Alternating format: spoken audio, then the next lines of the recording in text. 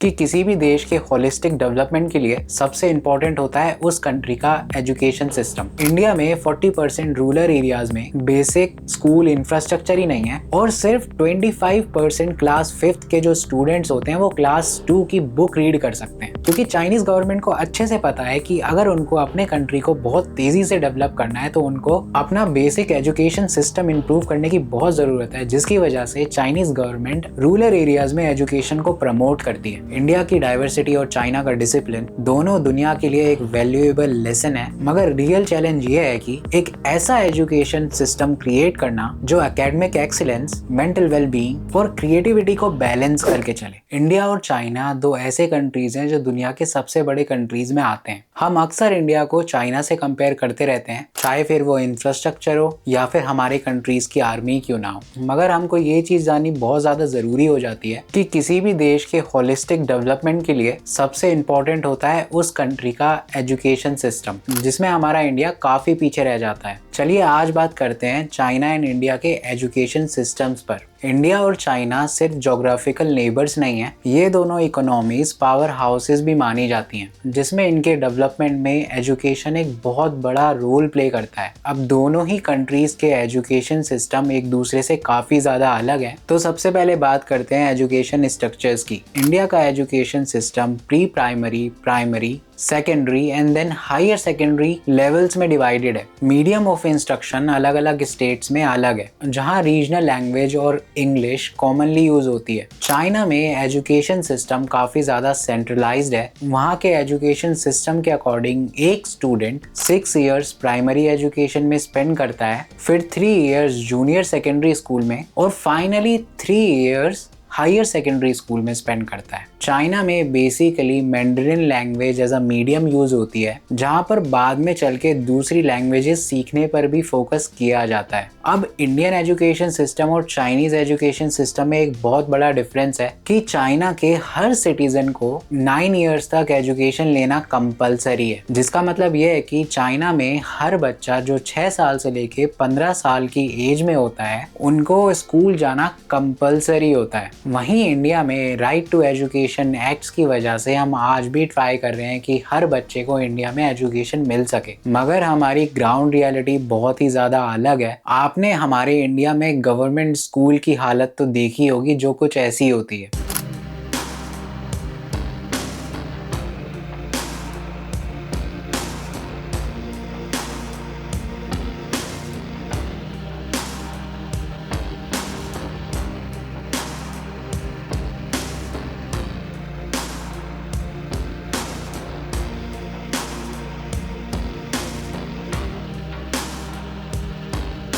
अगर हम बात करें चाइना के करिकुलम की, तो यहाँ स्टेम रिलेटेड फील्ड पर ज़्यादा फोकस किया जाता है। उनकी टीचिंग अप्रोच आज भी रोट लर्निंग पे बेस्ड है, पर उसको कंबाइन किया जाता है constant practice and practical knowledge से, जिसकी वजह से रोट लर्निंग भी काफ़ी इफेक्टिव बन जाती है। अब इंडिया में जो करिकुलम होता है स्कूल्स में वो डाइवर्स होता है, साइंस और आर्ट से लेकर वोकेशनल स्टडीज तक, पर रोट लर्निंग यहाँ भी काफ़ी ज़्यादा डोमिनेंट है, स्पेशली हमारे बोर्ड एग्जाम्स के लिए। न्यू एजुकेशन पॉलिसी 2020, जिसको हम NEP भी बोलते हैं, वो क्रिटिकल थिंकिंग को प्रमोट एंड रोट लर्निंग को रिड्यूस करने की बात करती है। पर क्या ऐसी पॉलिसीज हमारे स्कूलों में इम्प्लीमेंट करी जा रही है? ये अभी भी एक बहुत बड़ा डिबेट है, क्योंकि मेरा मानना तो ये है, अगर आप कुछ चीज याद कर रहे हो और उन चीजों को आप पेपर में लिख के आ रहे हो, तो उससे आपकी क्रिटिकल थिंकिंग या फिर आपके इंटेलेक्ट लेवल नहीं बढ़ने वाला। और ऐसे केसेस में हमारा जो स्कूल सिस्टम है वो बच्चों की मेमोरी पावर टेस्ट करता है, ना कि उनकी क्रिटिकल थिंकिंग। जो बच्चा जितना ज्यादा अच्छे से चीजों को रट सकता है और फिर उन्हें रिकॉल करके लिख सकता है,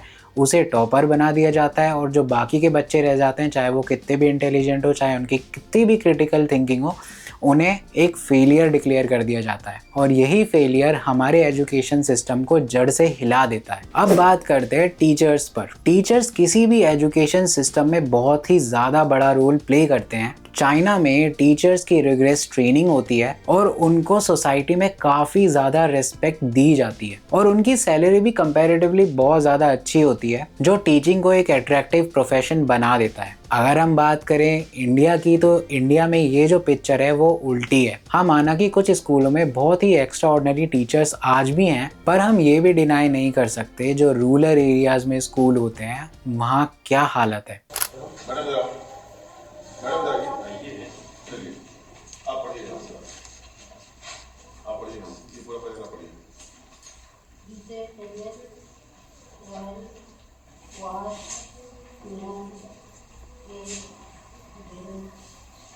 She should be suspended immediately. इसको पढ़ने देगा भाई बच्चों को। Even teachers, he can't read.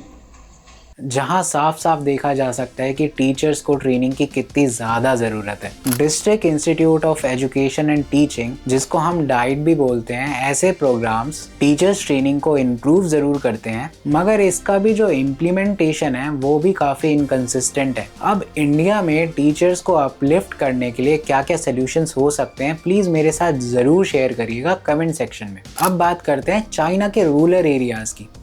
Chinese government rural areas में हेविली इंफ्रास्ट्रक्चर पे स्पेंड करता है, स्मार्ट क्लासरूम, मॉडर्न लैब्स और बहुत ही अच्छी क्वालिटी की लाइब्रेरीज चाइनीज विलेजेस और रूरल एरियाज में बहुत ही ज्यादा कॉमन है। और अगर कोई ज्यादा ही रिमोट रीजन में रहता है चाइना में, ऐसी जगह जहाँ टीचर्स पर्सनली जाके पढ़ाना ना चाहें, वैसी सिचुएशन में भी बच्चों को ऑनलाइन एजुकेशन मिल जाती है। वहीं हमारे इंडिया का हाल काफ़ी ज़्यादा अलग है। अगर हम बात करें अर्बन सिटीज़ में, तो प्राइवेट स्कूल्स में फिर भी फैसिलिटीज़ काफ़ी अच्छी हैं as compare to the rural areas in India. Rural area के गवर्नमेंट स्कूलों में बेसिक नेसेसिटीज जैसे वाटर, प्रॉपर फंक्शनल टॉयलेट्स और इलेक्ट्रिसिटी तक नहीं है। अब ऐसा नहीं है कि हमारी इंडियन गवर्नमेंट के पास पैसे नहीं है, सारी बात यहाँ प्रायोरिटी की आ जाती है। हमारी गवर्नमेंट ना तो रूरल डेवलपमेंट पे पैसे खर्च करती, ना वहाँ के स्कूल्स के डेवलपमेंट के बारे में कुछ सोचती। अब जब किसी रूरल एरियाज के स्कूलों में बेसिक फैसिलिटीज ही प्रोवाइड नहीं करी जा रही,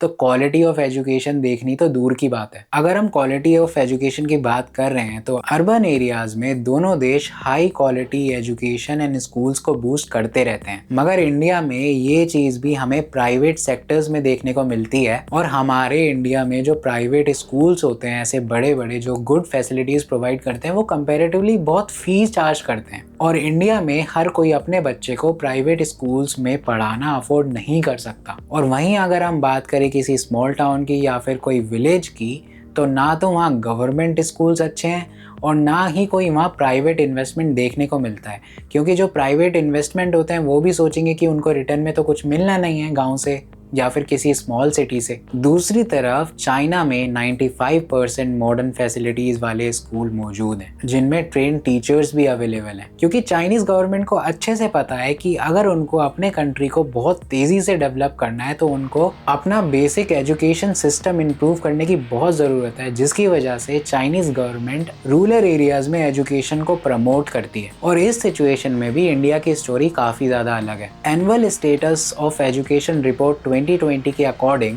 इंडिया में 40% रूरल एरियाज में बेसिक स्कूल इंफ्रास्ट्रक्चर ही नहीं है, और सिर्फ 25% क्लास 5th के जो स्टूडेंट्स होते हैं वो क्लास 2 की बुक रीड कर सकते हैं। ये चीज़ हमारे कंट्री की लेवल ऑफ एजुकेशन को साफ साफ शो कर देती है। ये disparity millions of Indian childrens को इम्पैक्ट कर रही है, और ये चीज़ें शो करती हैं हमारे देश की ग्राउंड रियलिटी। फिर हमारा जीडीपी कितनी भी तेज़ी से बढ़ता रहे, मगर उसका इम्पैक्ट हमें ग्राउंड पे देखने को कहीं से कहीं तक नहीं मिलता। अब या इंडियन एजुकेशन सिस्टम हो या फिर चाइनीज एजुकेशन सिस्टम हो, दोनों ही एजुकेशन सिस्टम बच्चों को प्रेशराइज करने के लिए इनफेमस हैं। चाइना का गायोको, जो कि एक नेशनल लेवल का कॉलेज एंट्रेंस एग्जाम होता है, और ये चाइना में एक नेशनल ऑब्सेशन भी है जो स्टूडेंट्स का फ्यूचर डिसाइड करता है। ऑन एन एवरेज एक चाइनीज स्टूडेंट अपने दिन के 10 से 12 घंटे कम से कम इस एग्जाम के प्रिपरेशन में लगाता है। वहीं इंडिया में अगर हम बात करें, तो हमारे बोर्ड्स एग्जाम JEE के एग्जाम या फिर हमारे नीट के एग्जाम भी बच्चों पे उतना ही प्रेशर क्रिएट करते हैं, जो कि एक बहुत बड़ा रीजन है इन दो देशों में स्टूडेंट्स का जो सुसाइड रेट है वो काफी ज्यादा तेजी से बढ़ता जा रहा है। और ये एक ग्रिम रिमाइंडर है कि एजुकेशन प्रेशर का हमारी मेंटल हेल्थ पर कितना बुरा असर पड़ सकता है। तो दोनों ही सिस्टम्स में एक चीज कॉमन है, वो है प्रेशर। और चाहे बच्चे इंडिया के हों या चाइना के, दोनों की मेंटल हेल्थ बहुत ही ज्यादा इफेक्ट हो रही है इस चीज से। चाइना कॉन्स्टेंटली इंटरनेशनल असेसमेंट जैसे PISA में हाई रैंक करते हैं, जो उनके स्टूडेंट्स की एकेडमिक परफॉर्मेंस शो करता है। इंडिया अफसोस की बात है इन रैंकिंग्स में रेगुलरली पार्टिसिपेट नहीं करता, और जब भी पार्टिसिपेट करता है तो रिजल्ट सिस्टमेटिक वीकनेसेस दिखा देते हैं। अब कुछ लोग बोलेंगे कि इंडिया वर्ल्ड के best IT, medicine and some business people produce करता है, जो कि मोस्टली IITs या फिर IIM से आते हैं। मगर आजकल वो चीज़ भी नहीं हो रही, क्योंकि क्वालिटी ऑफ एजुकेशन कहीं ना कहीं हम सबको होलिस्टिकली इम्पैक्ट कर रही है, जिसकी वजह से IIT ग्रेजुएट्स भी जितना उनका एक्सपेक्टेशन होता है उस एक्सपेक्टेशन की उन्हें जॉब नहीं मिलती। और वही हाल डॉक्टर्स का है, क्योंकि हमारे इंडिया में ये जो लैक ऑफ क्वालिटी एजुकेशन है ना, ये हर लेवल पर देखने को मिल जाती है। और जो लोग टैलेंटेड होते हैं और हार्डवर्किंग होते हैं वो देश छोड़ के चले जाते हैं बेटर अपॉर्चुनिटीज के लिए। और मैं एक बात पूछना चाहूँगा, हम इंडियंस काफ़ी गर्व से कहते हैं कि हमारे यहाँ IIT है या फिर IIM है। आप ही बताइए मुझको कि ये इंस्टीट्यूशंस क्या हमारे स्कूल एजुकेशन सिस्टम को रिफ्लेक्ट करते हैं? जिसका सिंपल सा आंसर मुझे लगता है वो है नहीं। तो एक बड़ा सवाल आता है, क्या हम कुछ एलीट इंस्टीट्यूशंस पर डिपेंडेंट हैं वीक स्कूल सिस्टम को कॉम्पनसेट करने के लिए? इंडिया को पहले अपने रूट स्ट्रॉन्ग करने पड़ेंगे, तभी होलिस्टिकली हम अपने एजुकेशन सिस्टम को सबसे नीचे लेवल से लेके सबसे टॉप लेवल तक स्ट्रॉन्ग कर सकेंगे। यहाँ इंडिया चाइना से उनका स्ट्रॉन्ग इंफ्रास्ट्रक्चर एंड डिसिप्लिन सीख सकता है, साथ ही चाइना इंडिया का diverse and flexible curriculum adopt कर सकता है, जिसकी वजह से क्रिएटिविटी और इनोवेशन को ज़्यादा बूस्ट मिल सकता है। The key lies in collaboration and contextualisation. हर देश का एजुकेशन सिस्टम अपने अपने यूनिक नीड्स और कल्चरल न्यूएंस को केटर करने के लिए सफिशिएंट होना चाहिए। आखिर में बात इतनी सी है कि Indian education system and Chinese education system अपनी अपनी स्ट्रेंथ एंड वीकनेसेस के साथ आते हैं। इंडिया की डाइवर्सिटी और चाइना का डिसिप्लिन दोनों दुनिया के लिए एक वैल्यूएबल लेसन है, मगर रियल चैलेंज ये है कि एक ऐसा एजुकेशन सिस्टम क्रिएट करना जो एकेडमिक एक्सीलेंस, मेंटल वेलबीइंग और क्रिएटिविटी को बैलेंस करके चले। आपके क्या थॉट्स हैं? कैसे इंडिया अपने एजुकेशन सिस्टम को और भी ज्यादा रोबस्ट एंड स्ट्रॉन्ग बना सकता है? मेरे साथ प्लीज कमेंट सेक्शन में जरूर शेयर करिएगा। I will see you in the next video. Till then, stay safe, stay healthy. जय हिंद।